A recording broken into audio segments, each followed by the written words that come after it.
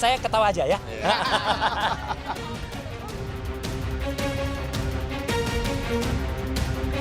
Tim penyidik Polda Metro Jaya sudah menyita ijazah milik Presiden ke-7 Jokowi saat melakukan pemeriksaan di Polresta Solo Rabu lalu.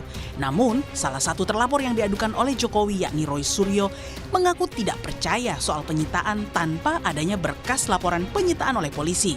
Hal ini agar penyidikan kasus tudingan ijazah palsu bisa transparan.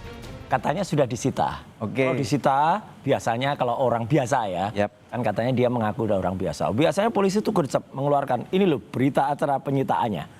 Nah, sampai dengan hari ini belum ada. Katanya kan menyita 2 ijazah.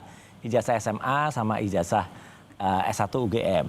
Kalaupun tidak berani menunjukkan ijazahnya yang SMA ataupun yang Universitas UGM, tunjukkan berita acara penyitaannya. Itu baru jujur dan polisi akan mendapatkan kepercayaan masyarakat.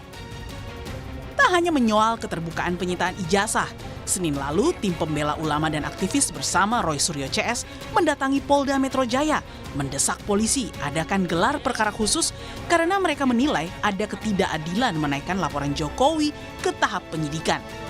Karena Polda Metro Jaya melakukan tindakan repetisi kekeliruan yang dilakukan di Baris Mabes Polri, yakni apa?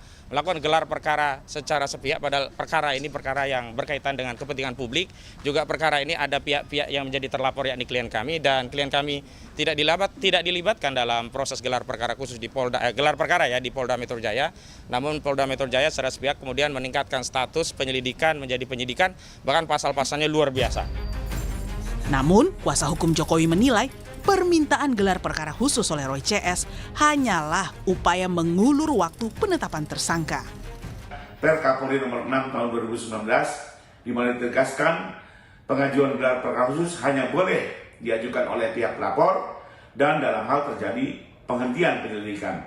Sementara kita ketahui bersama terhadap perkara di Polda, pihak TPU bukan pelapor dan juga tidak terjadi penghentian penyelidikan, bahkan ditingkatkan ke penyidikan. Permintaan pihak TPU tersebut selain tidak berdasar hukum, juga lebih ditujukan untuk mengulur-ngulur proses penyidikan saja, termasuk juga untuk penetapan tersangka.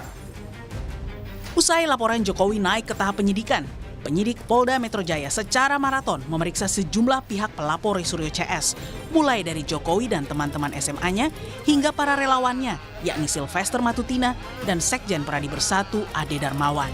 Tim Liputan Kompas TV.